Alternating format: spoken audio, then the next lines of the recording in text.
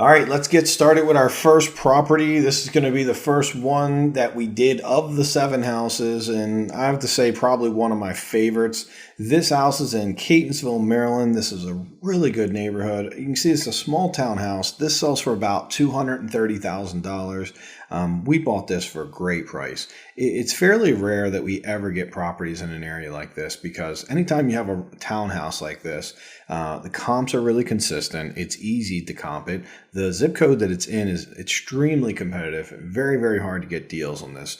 And we're going to talk a little bit about why we were able to get this and what was the unique strategy that we used to get this particular deal. And what's really awesome about this strategy is that we've used it multiple times over the last 2 years to the tune of about 7 or 8 times we've gotten deals by doing this. And we'll talk a little bit about the details. So deal number one is 5519 Medwick Garth.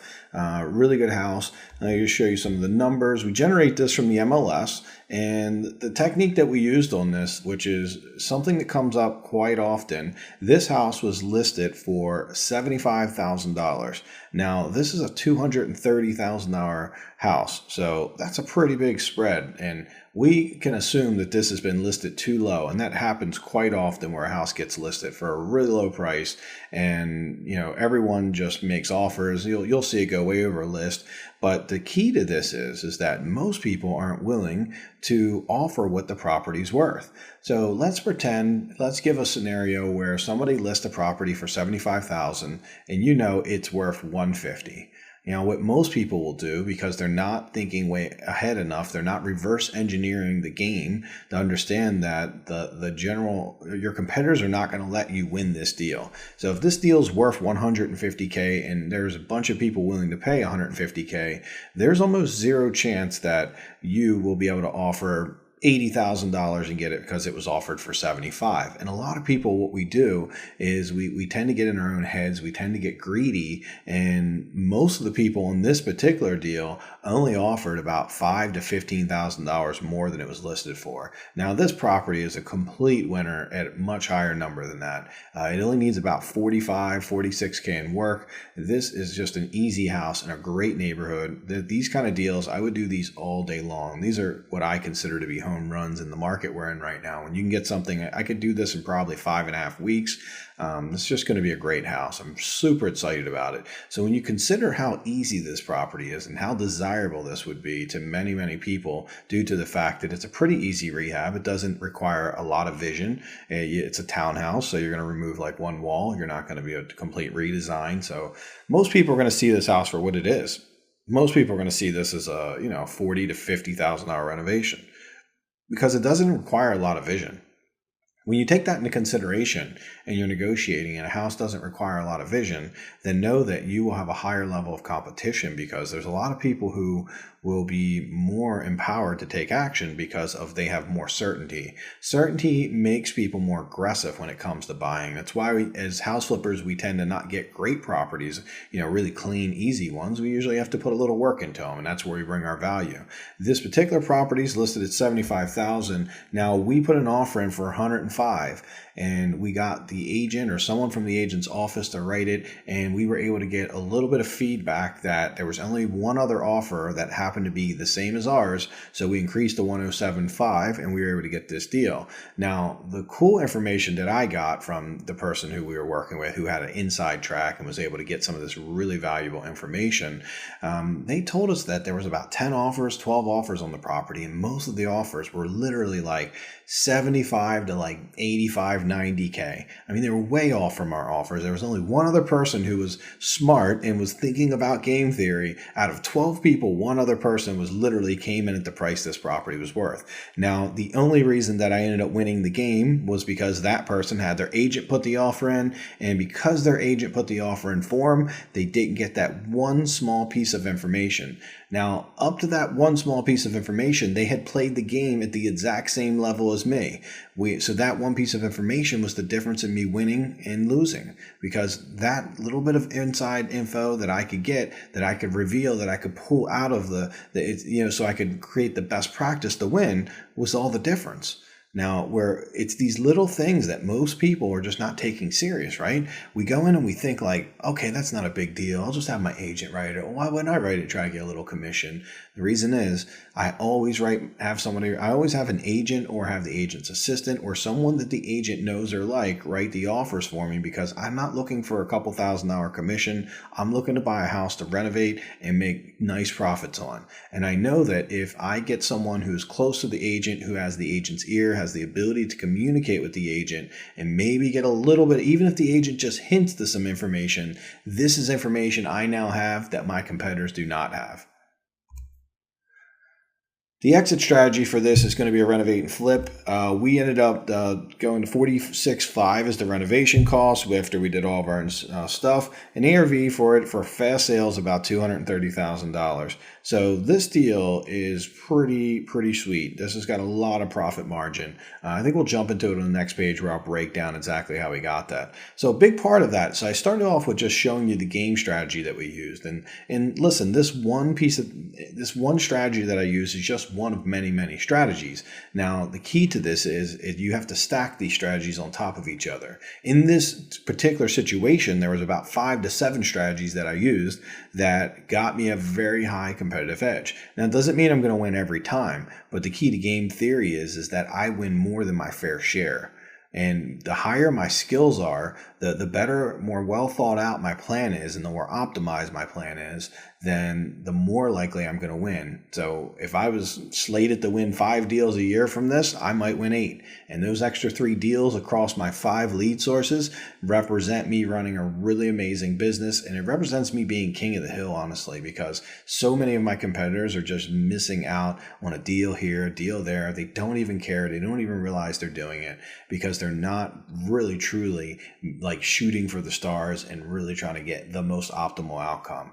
So let me show you how I got so sure on the numbers, because the next piece of this is that, okay, yes, you need a great game strategy, but a part of having the game strategy is we have to have as much good information that we can control. So a lot of what we talked about now was information that I could get from the agent or information I could get from the strategy of what I've seen in my experience over the years. But this is the next part of it. It's being 100% certain on the renovation cost and 100% certain on the ARV, so that we understand exactly how to do this deal. And then having what we use is called an underwriting criteria. Now, this underwriting criteria allows us to take a deal and put it in there, and it tells us exactly what we need to pay to win and exactly how much money we'll make. And when we have this confidence and we know these numbers are accurate and correct, then we can go forward like 100%. It was the reason I was able to throw $2,500 on there, because I knew we had a good deal and that $2,500 would easily still be fine to do. Let me show you what that is. Our total profit on this, by the way, $39K for a house that's that easy. No, I'm not going to tell you I do deals like this every day. I wish I did. These I would be very wealthy if I could do stuff like this. But this is a good deal. But you'll see that most of the other 7 deals are pretty awesome too. They all have their own great, attributes, and some aren't as good, some were great, but overall it's a good portfolio of 7 properties I'm very happy to do. So this is our budget this is how we know the numbers. You can see how detailed we get about labor, material, what we're going to do. This budget, when trained properly, takes about 15-20 minutes to put together. It's the secret to why I'm so certain. You can see it's 45.1. It actually was like 46.1. I think we threw one thing in there later on, like another $1,000 or $1,500. But you can see how specific it is. It even has a 10% contingency in there. This is a very detailed budget. The reason this budget, and I show it to you, is because most people and a lot of our competitors, and these competitors aren't even in the game, honestly. They're the ones that are running around, but a lot of our competitors are just going out and getting estimates from contractors and saying, hey, contractor, anyway, you come over to this house was off the market literally in like a day or 2. So if you were getting estimates, like you didn't even compete in this deal. And the same person that would get an estimate, what if they get an estimate from a contractor and he comes in and says, this is $65,000 to do? Well, that person's now going to offer $20K less than me. They're going to offer $87,500. And $87,500, when it's listed for $75,000, you think to yourself, well, that's probably a good deal. I'm giving them an offer way over list. That's pretty awesome. but then you don't get accepted and you don't know why. And then you see that I paid $20K more than you, and you think, oh, well, he's a sucker and he's paying too much. But what you're not realizing is that you're the person who's like making that offer is the sucker. They don't know how to do a 45K renovation for, they're paying 65K to do it because they just don't understand the mechanics of this. So what we do, how we control this is we spend a lot of time understanding and learning the cost of what it is to do things, the standardized cost of it. And by creating that standardized cost, then we interview people and let them know what we pay, and they either want to work for us or they don't. And I learned this from Home Depot and Lowe's. I want you to think about them. Like if you were going to do siding for Home Depot wouldn't ask you to give an estimate. Home Depot would say, hey, here's what we pay and here's our price sheet. That's how you have to run your renovation business if you want to have any control of it at all. Every big company, every successful company does not get estimates from their people. They have standardized pricing. They send the people out and say, send me a bill. If you do, we know exactly like this equals this. And that's very controllable. So they don't ever have to worry about getting like weird estimates and the estimate changing. It's literally like, this is what we pay. If you can do this and make money, you have a job. If you can't, we understand. And there's so many people that are able to make a really good living, with this standardized pricing. For the most part, a lot of people love it because it's very predictable. They know that what they're going to get paid. They know they always have work. They don't have to go do estimates in the evening. So this is how we come up with our budgeting. And that's one of our big secrets, is that you got to have a very, very accurate budgeting system. And you want to get the know.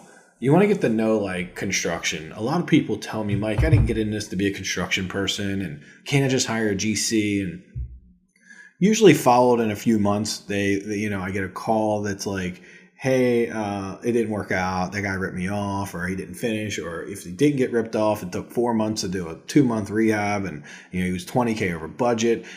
Anytime you try to hand this very important piece of your business away to just a random person who you don't have a working relationship with, or it's just usually not good. My experience has been, I've never seen any high-level flipper who uses all GCs. Every single flipper who's doing this at any level at all, who's running really amazing businesses, has the ability to control this and get the same outcome over and over and over. They always like handle their own people. And the reason they do that is because they know that if they don't understand this, then they can be taken advantage of. So they want to have a process that is controllable and repeatable. And this is how you do it. You have to become not necessarily your own GC, but I like to call it a hybrid.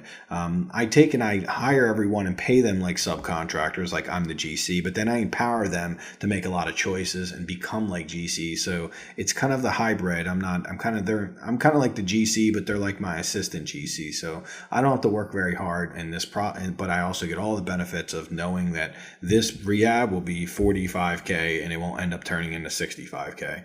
And once I know that number, the next thing is I run it through this deal analyzer that you see right here. This deal analyzer, it kind of does, it's pretty simple. There's many deal analyzers like this that work really well. What's different about this is that I've put in these couple of really important things for me. So you can see right here, I bought it. We think we're going to sell for $230, $46.5 in work, $107.5. We got 5 months in hold time, $2,500 in taxes. We have the interest rate for the hard money is 12 and 2.